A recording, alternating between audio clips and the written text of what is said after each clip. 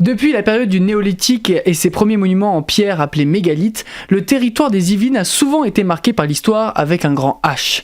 On peut évoquer la période gallo-romaine, le passage des Vikings par la Seine pour aller attaquer Paris, la guerre de 100 ans où le roi anglais Édouard III alla s'installer dans Poissy, ou encore le traité de Versailles déclarant la fin de la Première Guerre mondiale.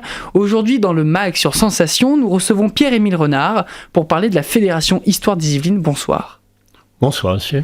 Vous êtes vice-président de la Fédération Histoire des Yvelines. Cette fédération a été créée à Marly-le-Roi le 14 janvier 2006. Elle rassemble plus d'une trentaine de sociétés historiques du département des Yvelines, représentant au total plusieurs milliers d'adhérents intéressés ou passionnés par l'histoire locale régionale. Pourquoi avoir créé cette fédération ?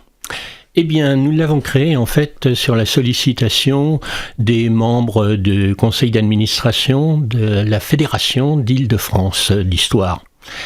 Et en particulier, dans ces membres, il y avait Monsieur Nicler, qui était président des Amis du Vieux Marly, et donc avec François Boulet, moi-même, Madame et Monsieur Escande, enfin un certain nombre de gens qui se trouvaient d'être présidents d'associations, plus spécialement dans le nord des Yvelines, mais après on a contacté Rambouillet, on a contacté Mantes, tout ça dans les années entre 2000 et 2005.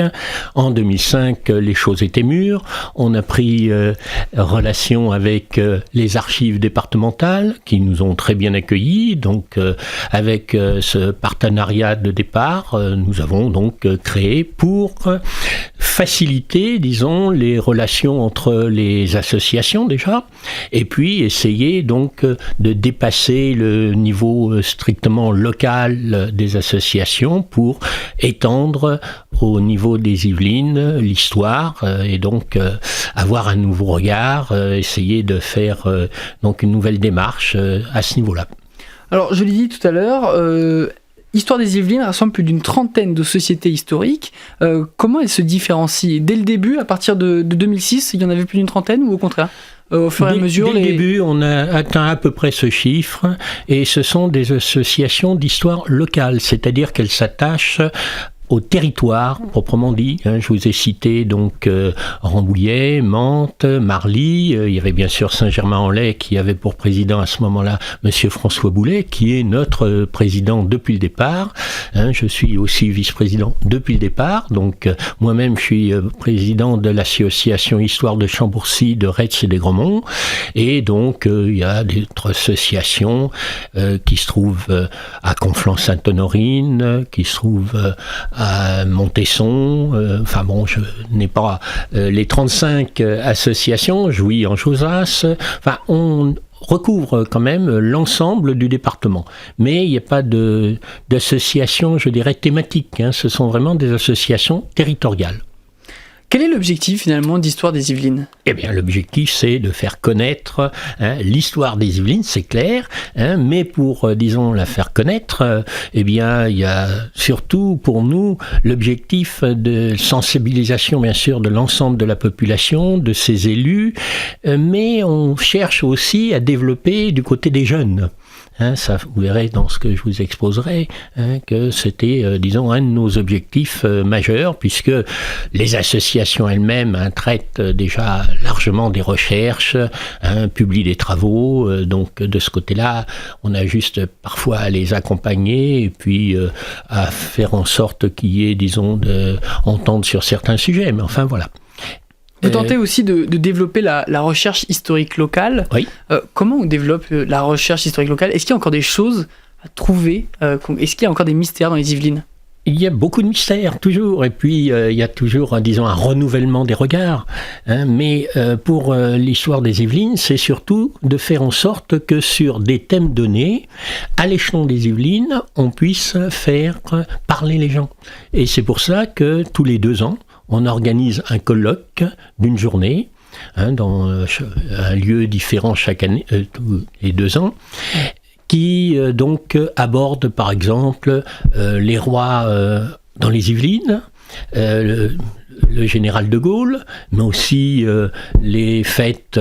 Vous voyez, donc les fêtes en Yvelines, on a eu les élus des Yvelines, enfin bon, on en est donc à notre prochain 8e concours, colloque qui va être organisé au mois d'octobre 2020. Et là, ça sera les Britanniques dans les Yvelines. Ça sera le samedi 3 octobre à Andrézy. Et donc à partir de là, il y a une dizaine de candidats ou une douzaine, enfin bon, on sélectionne éventuellement, mais enfin en général, il n'y a pas de difficulté, d'intervention d'environ une demi-heure, avec bien sûr des diaporamas. Ceci fait l'objet de transcriptions écrites, bien évidemment, et qui sont tout de suite données à la fédération, qui publie les actes de colloque, et cette publication a lieu le jour même. Et donc, vous en avez un exemple ? Les gens qui ont assisté au colloque, et en général ça va de 200 à 300, repartent avec les actes de colloque. Vous voyez un exemplaire ici. Exactement, que vous pouvez voir sur la vidéo de Radio Sensation. Ce colloque, c'est aussi un exemple de transmission de connaissances de l'histoire et du patrimoine. C'est l'un des objectifs. Vous m'avez parlé de l'histoire des Yvelines. Une transmission vis-à-vis des jeunes aussi. Comment ça se passe ? Outre les colloques qui ont lieu tous les 2 ans, il y a des ateliers qui sont mis en place, des rencontres ? Alors ça, c'est vraiment un objectif qui a été développé par notre président, M. François Boulet, qui est du reste enseignant au lycée, d'histoire, au lycée international à Saint-Germain-en-Laye. Et pour cela, on organise, alors là, tous les ans, un concours du jeune historien des Yvelines. Et ce concours réunit des élèves de classes qui vont du primaire jusqu'à la terminale. Donc, en général, il y a une 120 enfants qui participent, donc avec un thème libre, il n'y a pas de thème imposé. Et c'est très très enrichissant pour tout le monde parce que eux-mêmes ont des méthodes d'approche toujours la même chose, qui font que on a des propositions de sujets parfois très intéressantes et puis traitées d'une manière tout à fait originale par ces enfants. Ils font des démarches auprès des anciens, ils ramènent des publications qu'ils ont été chercher dans les archives municipales, ils voient les monuments, ils nous rapportent même des petits films, donc et ceci aussi bien évidemment avec des travaux d'une très grande qualité et de ressources historiques pour les plus âgés bien évidemment.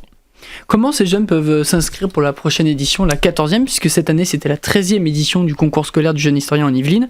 Comment les jeunes peuvent s'inscrire ? Ils doivent demander à leur professeur ou il faut directement venir à vous ? Alors, pour organiser ces concours, on le fait en partenariat avec la direction de l'enseignement des Yvelines et en même temps le conseil départemental.